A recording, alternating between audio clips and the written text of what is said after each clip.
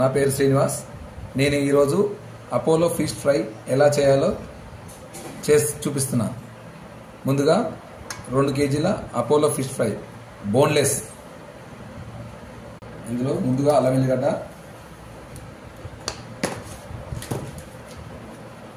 red chilli powder, salt, పసుపు, 2 స్పూన్ల cornflour,